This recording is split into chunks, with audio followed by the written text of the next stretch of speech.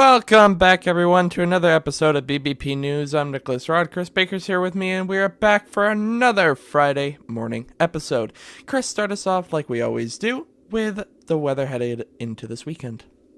In Los Angeles, California, it is mostly sunny with a high of 72. With a mostly sunny weekend. In Houston, Texas, it is mostly sunny, 74, with rain coming in tomorrow. In Chicago, Illinois, it is cloudy, 32, with a partly cloudy weekend. And in New York City, it is partly cloudy, 39, with a partly cloudy weekend. Well, Chris, normally we go into, an intro, we get into some random story, but honestly, I think I can speak for both of us when I say it's been a pretty straightforward week. I'd say it's been pretty productive for both of us, but not much to really talk about. So, what do you say? Should we jump right into the news? Excuse me, did you just call my life boring? I did not call your life boring. I took it as calling my life boring, but in complete fairness, since you have nothing, I'm going to call your life boring too. But yeah, I agree. We should probably get right into the news of it. It's been a busy news week. Starting off, if you have health insurance and you need to purchase an at-home COVID test, the federal government says your insurance company will now need to reimburse you. In early December, when the president made the announcement of your insurance company will be reimbursing you, no one really knew how this process was going to work. Well, earlier this week, Medicare and Medicaid Services, a division of Health and Human Services, released information on how this all works. Starting Saturday, aka tomorrow, if you have a private health insurance or covered by a group plan, you are allowed 8 tests per month, so a family of 4 on the same plan would be allowed 32 tests a month. This test must be over the counter and approved by the FDA, and you do not need a prescription to buy a test and get it covered, and there is no limit on the number of tests, including at-home tests that are covered if ordered or administered by your doctor or healthcare professional. Depending on your health insurance, you will either need to pick up one of these tests from a specific participating pharmacy, where they would be free at the point of sale, or you would be able to buy the COVID test at the pharmacy and file the receipt, fill out a claim form, and get in reimbursement from your health insurance.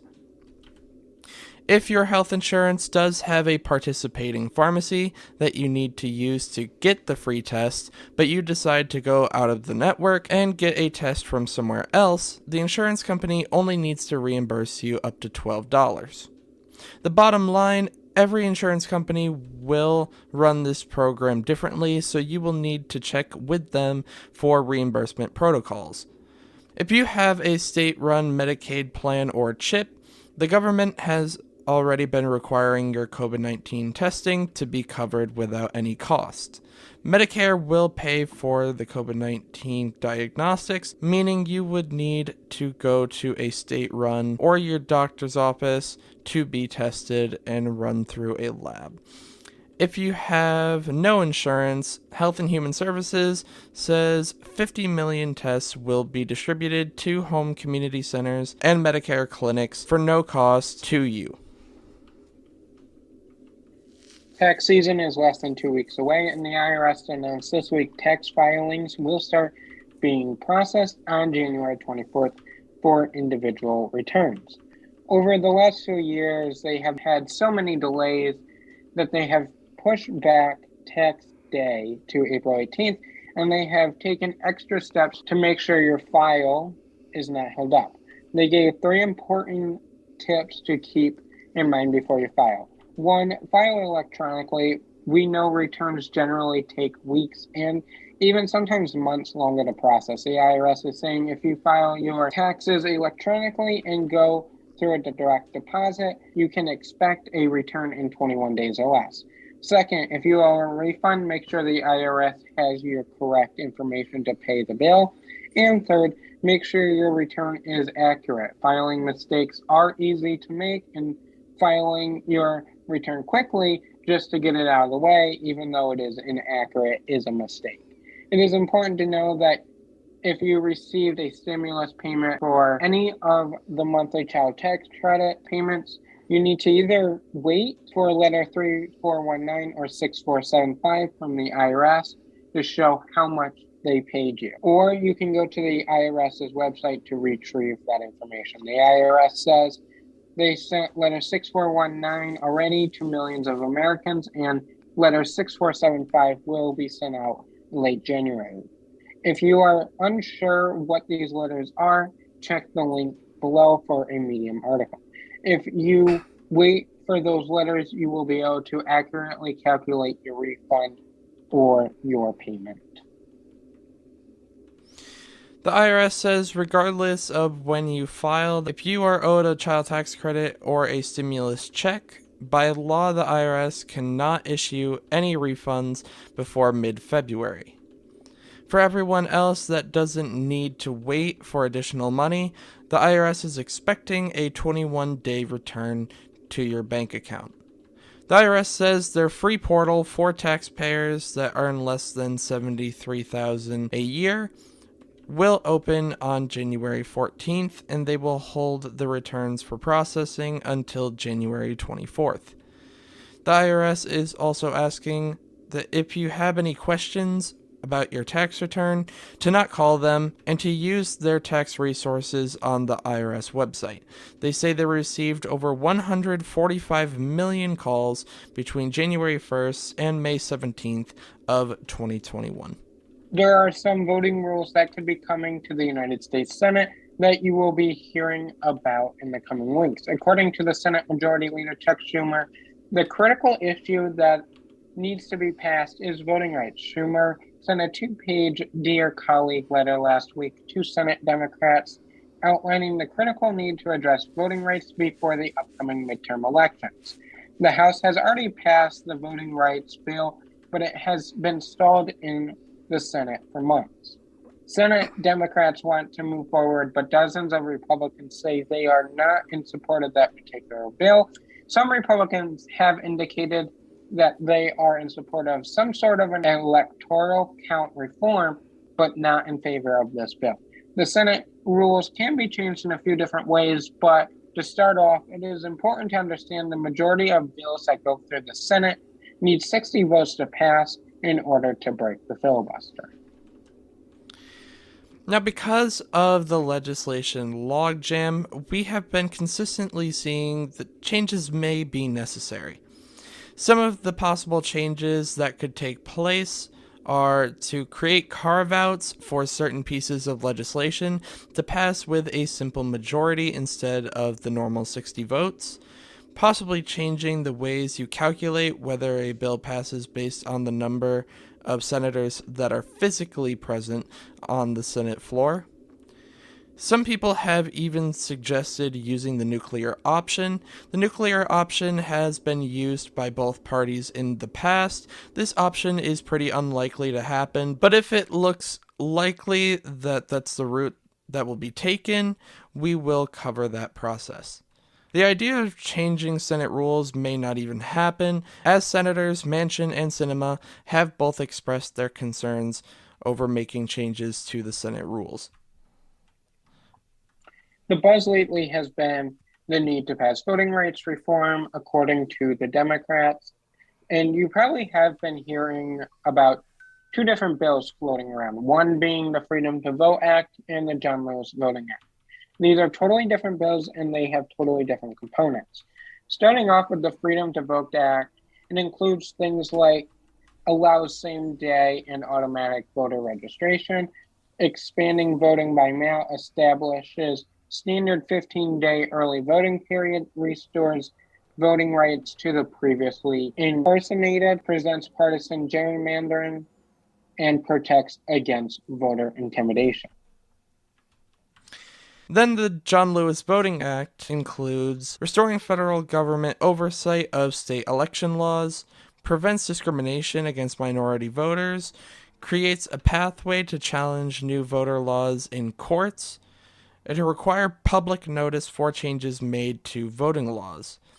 As we tell you after every bill, this is just a proposal, and even though it passed in the House in 2021, that does not mean it will not change again.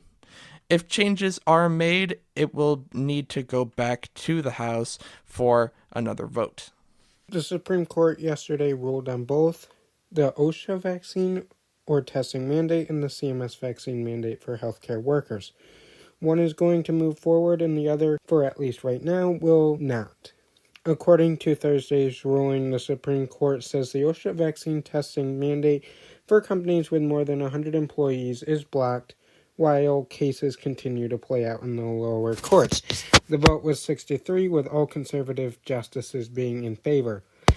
On the flip side, the justices said the CMS vaccine mandate, that is for healthcare facilities that receive funding from Medicaid and Medicare, can and will continue to be enforced. The vote was 5-4, with Justice John Roberts and Brett Kavanaugh siding with the liberals. So, what does this mean if you are a healthcare worker? Regardless of what state you work or live in, the CMS vaccine mandate will be enforced. But if you are a worker at a company with more than 100 employees, your employer does not have to comply with the OSHA vaccine or testing mandate. It is important to remember that unless it's specifically stated in your state's laws, your employer can mandate the vaccine or for you to get tested regularly as a term of your employment. The Supreme Court is just saying, for now, the federal government can't make you do these things. Both the CMS and OSHA vaccine mandates will play out in the lower courts. The new Consumer Price Index report for December 2021 is out, and some of the costs for specific customers went down, like energy dropped compared to November's report. But with that being said, several items did go up on consumer goods increased from December 2020 to December 2021. Shelter is up 4.1%, and that is up nearly 0.5% from November. Used cars and trucks are up 37.3%, which is up 3.5% from November. Apparel is up nearly 6%, which is up 1.7% from the month prior. All foods are up 6.3%, which is up 0.5% from November. All consumer goods and services up 7%, largest 12-month increase since June 1982. And this report from the Bureau of Labor Statistics is important to note that it is not seasonally adjusted. Now getting into rapid news. The Red Cross is offering the chance to win Super Bowl tickets if you donate blood during the month of January, as they are currently experiencing a blood shortage. Bank of America is to start slashing some checking account fees and eliminating other fees. Nick, what do you have for this Friday morning good news? All right, so my story for this morning is a relatively short one, but touching nonetheless. 23-year-old Dusty Talavera had looked out her window one day and saw that 3 kids had fallen through the ice. Now, these kids were ages 4, 6, and 11, and she didn't really see anyone else around, so she immediately ran outside and went to go help them. She managed to get 2 of them out of the ice and onto the shore very quickly. When she went to go get the 3rd child, she fell through the ice as well. Luckily, the 3rd child's cousin was nearby and came out with a rope to help pull them to safety. The 3rd child was unresponsive when paramedics arrived on the scene. However, a short visit to the hospital saw her go home back to her family the next day. Now, one of the local firefighters who appeared on a press conference covering the story said something that really touched my heart. And he said, quote, "What she did was amazing. We were back at the fire station talking about how brave she was, and gosh, if this happened to one of mine, I'd hope someone like her was close by." End quote. This is an excellent good news story. I actually saw this story last night, and I was really hoping you would stumble across this story. And I was thinking to myself, you know what, I might have to send this one to him. just to see if the king will cover it. But, I have to apologize to you for even thinking you would not stumble across the story. As soon as I saw the headline, I was like, all right, this is something that I absolutely have to look into. Um, because, it just seemed like it'd be something perfect for the show. And I was absolutely right, in my opinion, because this is honestly, again, it's one of those stories that's not incredibly long. It's not incredibly, like, complicated, but it's still extremely, extremely Hero, touching. it's still a hero story. It doesn't matter how long it is. Right, exactly. And for Dusty Talavera to just like see these kids falling through the ice and immediately take action, immediately just run outside to go help them. That's just absolutely amazing. The instincts are amazing, and it's touching all around. I'm glad that all the children were safe. I'm glad all of them um, ended up being okay. Just a wonderful story in the end. It is, it's a just great good news story. It doesn't matter how simple it is. Still a hero. Still saved lives. But Nick, the 2022 elections are right around the corner, and several governors across the country are up for re-election, and we are covering the 2022 elections in great detail, and we are covering state of the state addresses if your governor is up for re-election. So if you live in Idaho, Kansas, Alabama, South Dakota, Iowa, Florida, Colorado, or Georgia, they are up for re-election. They gave their state of the state this week, and we have a detailed article on Medium.